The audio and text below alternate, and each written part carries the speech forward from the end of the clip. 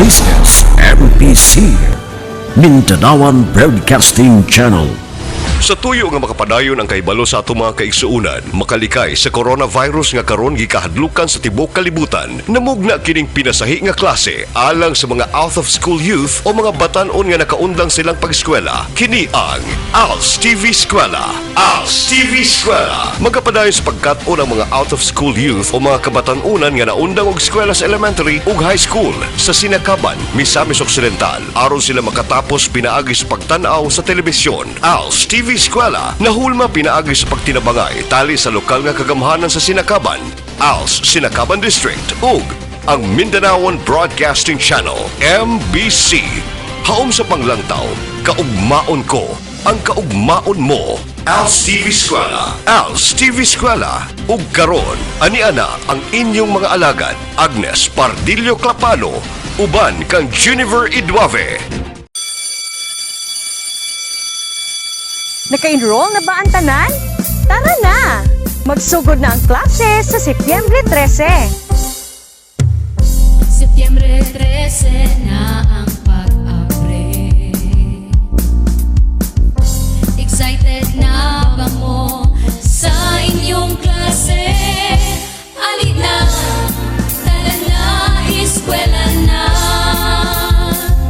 Walay makababang padayong pagkaon, edukasyon palang buon magpadayon.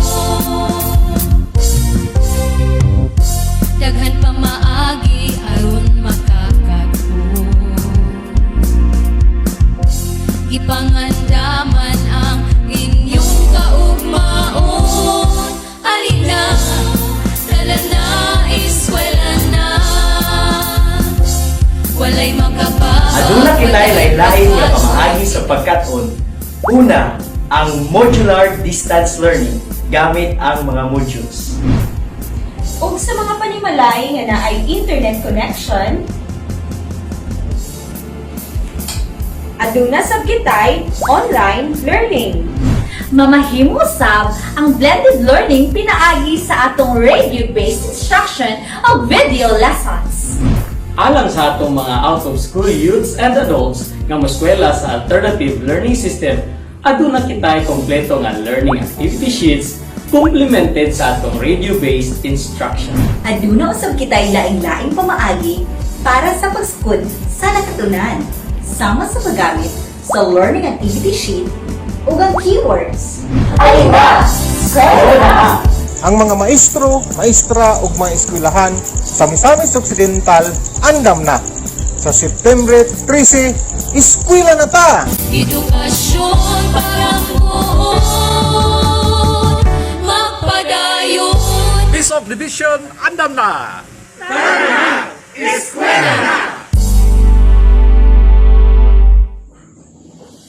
Hello everyone and welcome to Als Tv Eskwela.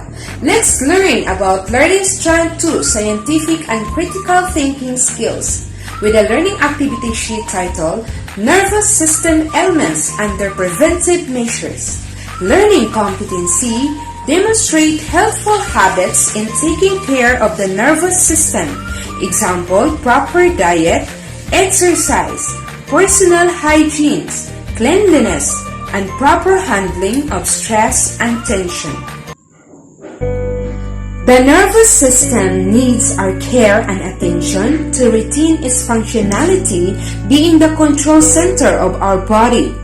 The nervous system is a complex collection of nerves and specialized cells known as neurons and transmit signals between different parts of the body. It is essentially the body's electrical wiring. Structurally, the nervous system has two components, the central nervous system and the peripheral nervous system. The central nervous system is the integration and the command center of the body.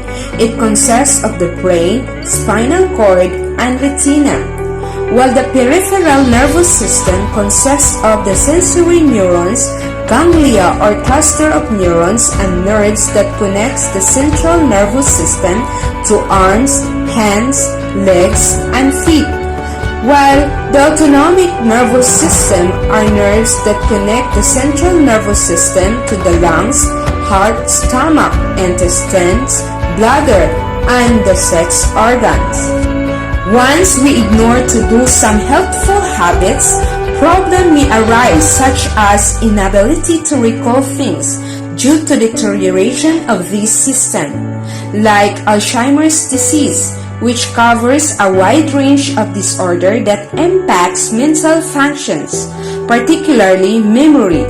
Mayo Clinic also noted that nervous system can also be affected by vascular disorders such as stroke, which occurs when there is bleeding on the brain or the blood flow to the brain is obstructed.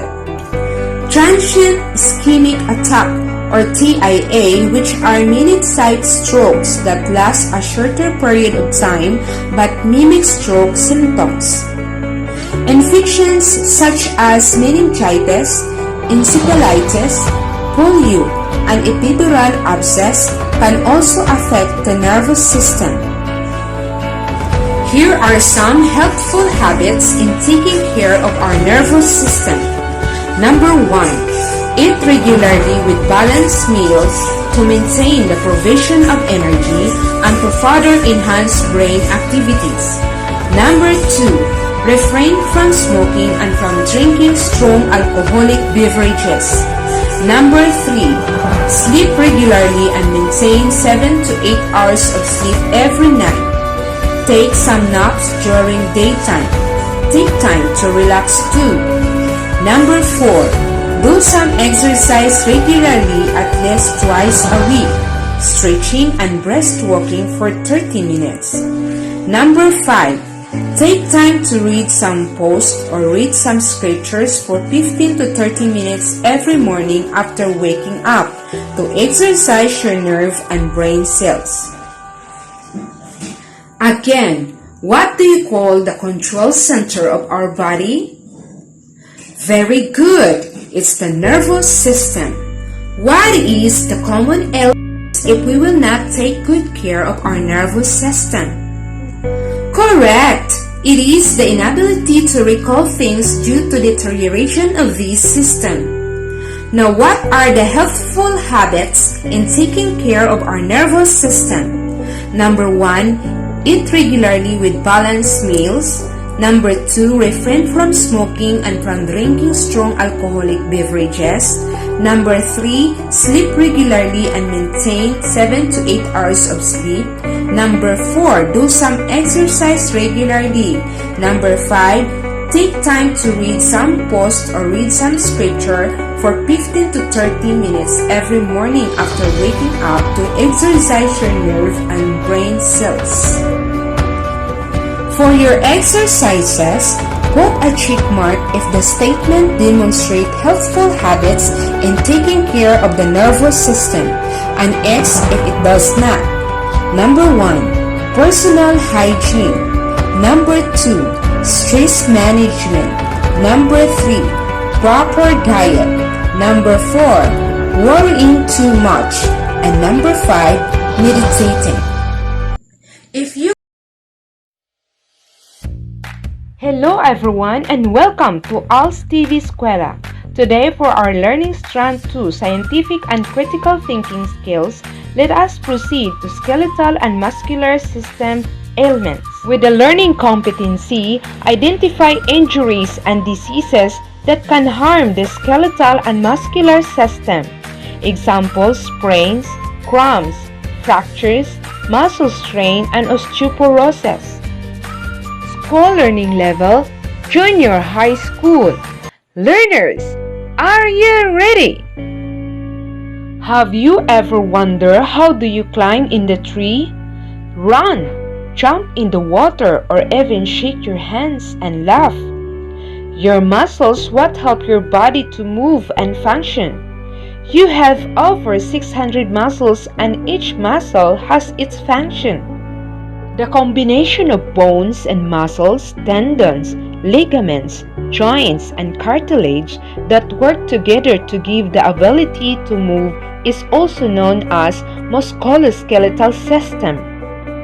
Muscles allow us to move, although bones are attached to it in order to keep the body moved. All the muscles in the body make up the muscular system. Muscles make up 40% of total body weight of a person.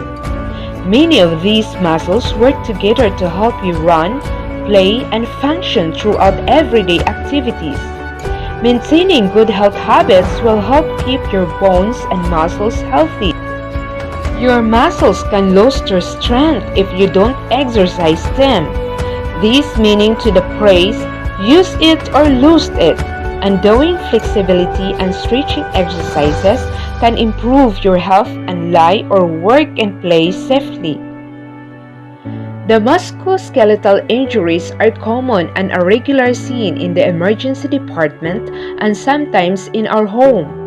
There are common types of human injuries and diseases which can result from damage of muscular or skeletal system such as sprain, cramps, fractures, muscle strain, and osteoporosis. As people become older, their bones begin to lose minerals. This loss of minerals can be resulted to osteoporosis, a condition which your bones become brittle or become weak and can break easily. Bones can be injured like any part of the body. The most common type of bone injuries are fractures, dislocations, and sprains. A fracture is also known as broken bone. It is a condition that changes the shape of the bone.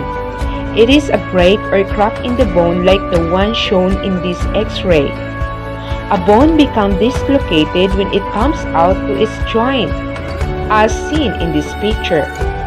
A sprain. A sprain refers to a tear in the part of the ligament. It occurs when the ligament strays too far. A brace may be needed to be held. Muscle strain. A strain is a tear on the part of a muscle. Cramps are involuntarily and forcibly contracted muscles that does not relax. You can help prevent these injuries by warming up properly before exercising. When you warm up, your joints become more flexible, helping to prevent a sprain or dislocation. If you pick up something heavy, remember to keep your back straight and lift with your legs, not your back. Activities like running, walking, cycling always wear your helmet. And swimming can help keep your back muscles strong and healthy. It is important to check your posture or the way you hold your body. Good posture is when your bones and joints in your back stay in place and when your muscles were used properly. Don't sloth and sit up straight. Is your back heavy? Lighten your loads that help prevent strains in your back muscles. There are some foods that will eaten by mouth contains nutrients that will aid strong muscles to develop. They are lean beef, chicken, eggs, and other protein. Don't forget your dairy products like milk, cheese, yogurt, and vegetables and fruits. If you encounter some difficulties in answering this module, do not hesitate to call your teacher. Basta sa Als TV Eskwela, kaugmaon mo. This is Teacher Agnes saying God bless and aim high, Sinacaban. Inyong nabati ang programa Als TV Eskwela. Als TV Eskwela. Magkapadayon sa pagkat-o ng mga out-of-school youth o mga kabatanunan nga naundang og eskwela sa elementary ug high school sa Sinacaban, Misamis Occidental aron sila makatapos pinaagi sa pagtan-aw sa telebisyon. Hangtod sa sunod nga higayon, daghan kaayong salamat.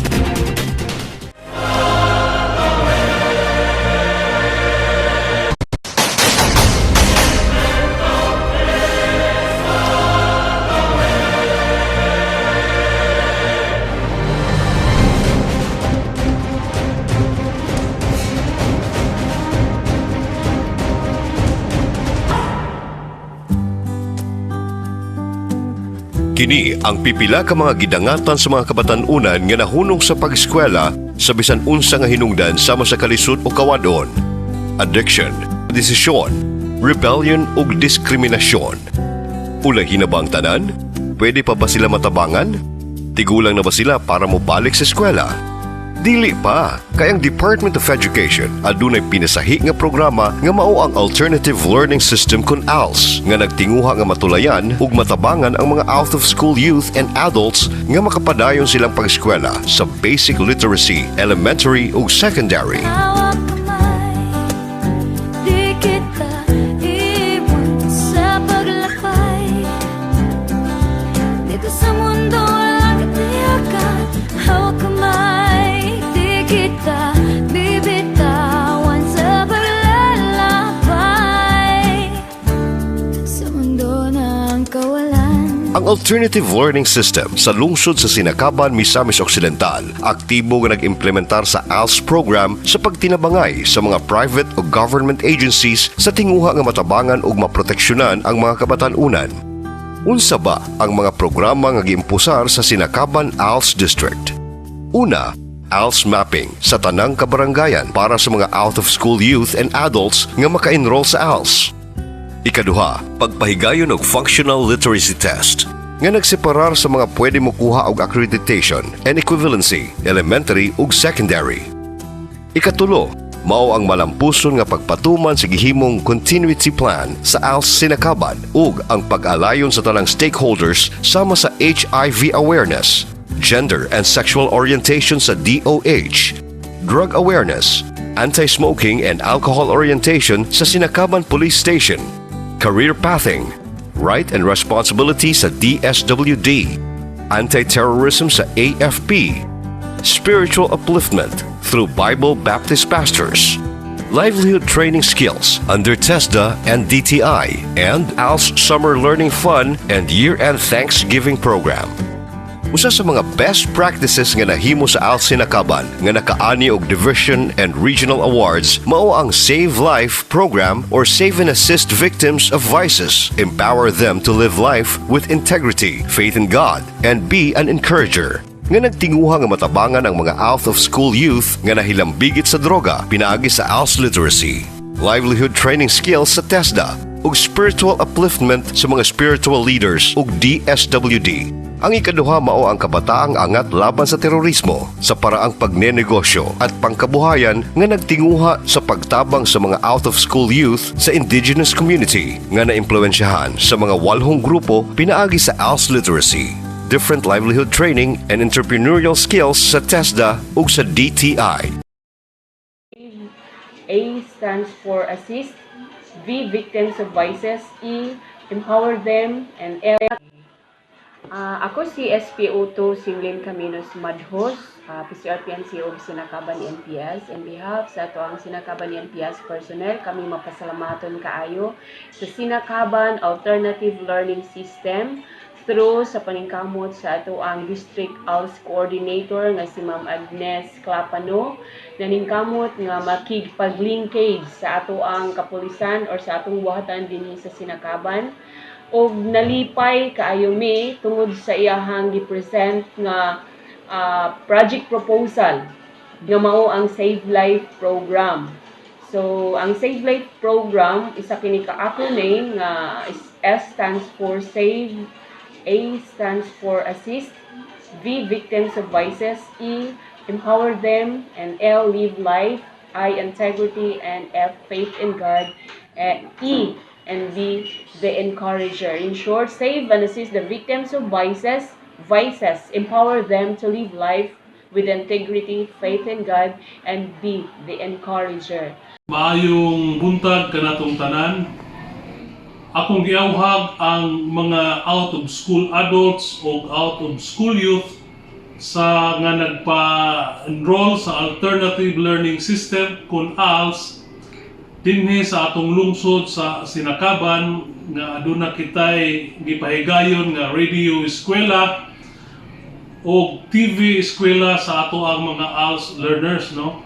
Ang radio eskwela gipahigayon sa DXDD AM ug FM sa matag adlaw Miyerkules ug Huwebes alas 12:30 sa udto hangtod sa alauna sa udto.